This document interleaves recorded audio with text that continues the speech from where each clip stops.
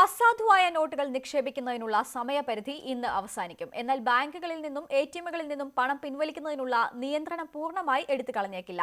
നാളെ രാജ്യത്തെ അഭിസംബോധന ചെയ്യുന്ന പ്രധാനമന്ത്രി എന്തെല്ലാം പ്രഖ്യാപനങ്ങൾ നടത്തുമെന്ന ആകാംക്ഷയിലാണ് ജനങ്ങൾ. आज मध्यरात्रि यानी 8 नवंबर 2016 की रात्रि को 12 बजे से वर्तमान में जारी 500 रुपए और 1000 रुपए के करेंसी नोट लीगल टेंडर नहीं रहेंगे, यानी ये मुद्राएं कानूनन അമാന്യ ഹോഗി. രാജ്യത്തെ സമ്പദ് വ്യവസ്ഥയിലുണ്ടായിരുന്ന 500ന്റെയും 1000ന്റെയും 15.5 ലക്ഷം കോടി രൂപയുടെ നോട്ടുകളാണ് നവംബർ 8ന്റെ പ്രഖ്യാപനത്തോടെ കേന്ദ്ര സർക്കാർ അസാധുവാക്കിയത്.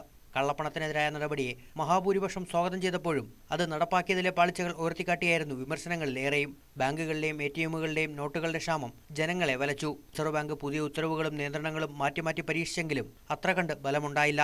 ബാങ്കുകളിൽ നിന്ന് പ്രതിദിനം പിൻവലിക്കാവുന്ന പരമാവധി തുക 2500-ഉം ആഴ്ചയിൽ പിൻവലിക്കാവുന്ന തുക 24,000-വുമായി ഉത്തരവിറക്കിയെങ്കിലും ഗ്രാമീണ മേഖലയിൽ പലയിടത്തും പണം ലഭ്യമായിരുന്നില്ല. അസാധുവാക്കിയ നോട്ടിലെ വലിയൊരു തുക മടങ്ങിയെത്തില്ലെന്നും ഇത് കള്ളപ്പണമായി കണക്കാക്കാമെന്നുമായിരുന്നു സർക്കാരിന്റെ കണക്കുകൂട്ടൽ. എന്നാൽ പ്രതീക്ഷകൾ തെറ്റിച്ചുകൊണ്ട് 90% അസാധുവാക്കിയ നോട്ടുകളും ബാങ്കുകൾ തിരികെയെത്തി.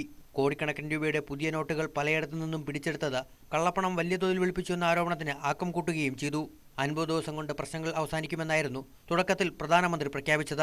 പഴയ നോട്ടുകൾ നിക്ഷേപിക്കാനുള്ള സമയം ഇന്ന് അവസാനിക്കുമെങ്കിലും എടിഎമ്മിന് മുന്നിലെ ക്യൂവും പണം പിൻവലിക്കുന്നതിലെ നിയന്ത്രണങ്ങളും പുതുവർഷവും തുടർന്നേക്കും. ഇനി അറിയേണ്ടത് സർക്കാരിന്റെ തുടർ നടപടികൾ എന്ത് എന്നതാണ്.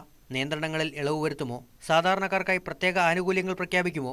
നികുതി നിരക്കിൽ മാറ്റം വരുത്താൻ സർക്കാർ ആലോചിക്കുന്നുണ്ടോ? തുടങ്ങിയ ഒട്ടേറെ ചോദ്യങ്ങൾക്കുള്ള ഉത്തരമാണ് നാളെ പ്രധാനമന്ത്രിയിൽ നിന്ന് രാജ്യം പ്രതീക്ഷിക്കുന്നത്. ER Ragesh, news 18, Delhi.